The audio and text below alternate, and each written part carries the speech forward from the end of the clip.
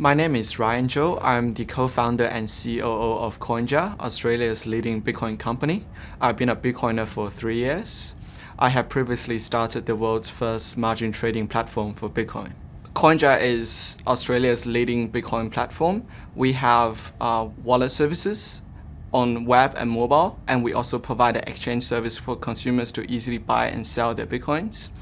In our first 12 months of operations, we have helped over 22,000 consumers in Australia to buy and sell over 40 million Australian dollars worth of Bitcoins.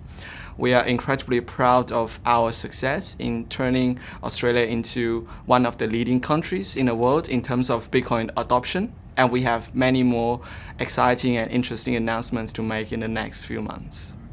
So in Australia in 1966, we moved from silver in our coins to copper nickel, basically valueless coinage. This is a 1966 50-cent piece. It was the last coin in regular circulation in Australia to contain silver.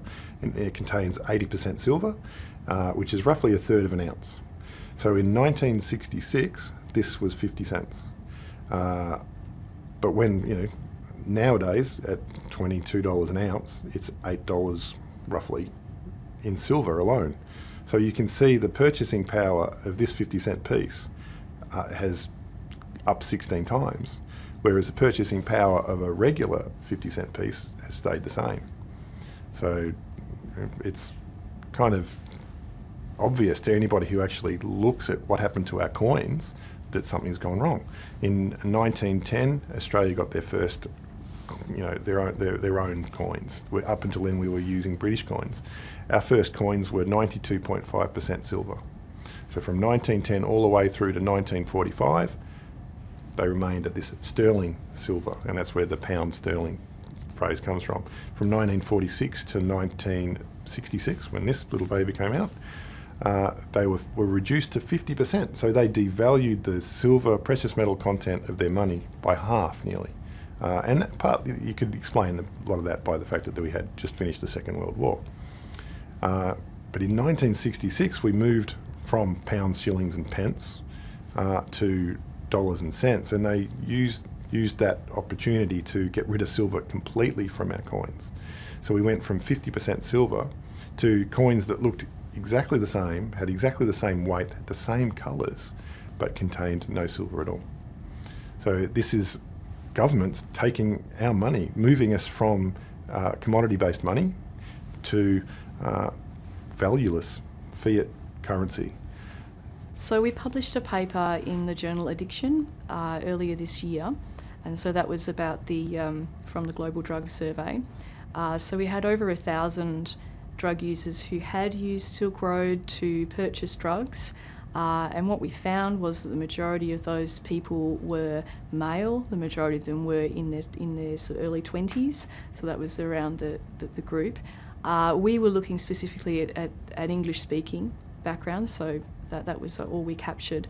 And the majority of those people were buying traditionally illicit drugs, ecstasy, cannabis, those sorts of drugs.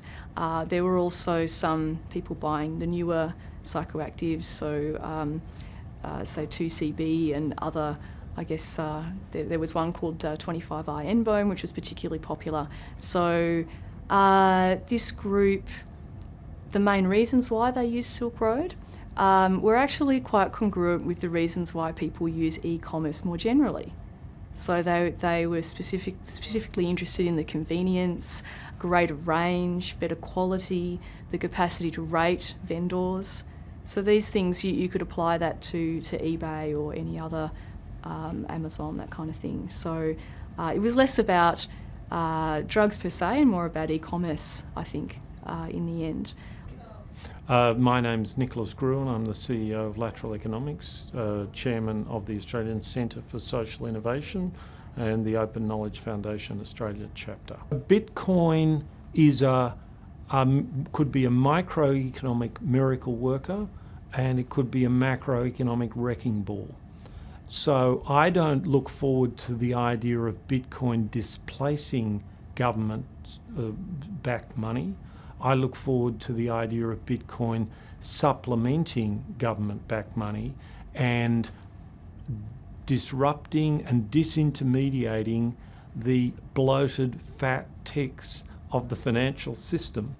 But I don't have a kind of millennial dream that we're going to take government out of the role of money provision because governments are the only thing we have. They are collective activity, and governments are needed to address what would otherwise be collective euphoria and collective despair, which will otherwise characterise the market, and always did characterise the market when we were subject to exogenous money, that is, money from outside government, when we were operating according to the gold standard.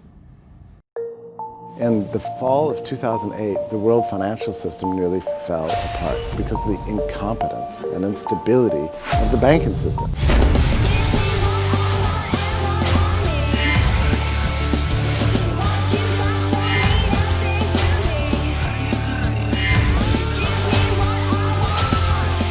With Bitcoin, anyone can send and receive any amount of money anywhere in the world, basically for free. And there's nothing that the big banks or politicians can do to stop it. At the Money 2020 conference, there was a Bitcoin panel where 4 Bitcoiners were speaking, and behind me were executives and chairmen of the board of several different credit unions, and one turned to the other and said, "These guys don't know the true meaning of evil till we fuck them." You see, I just want your cash.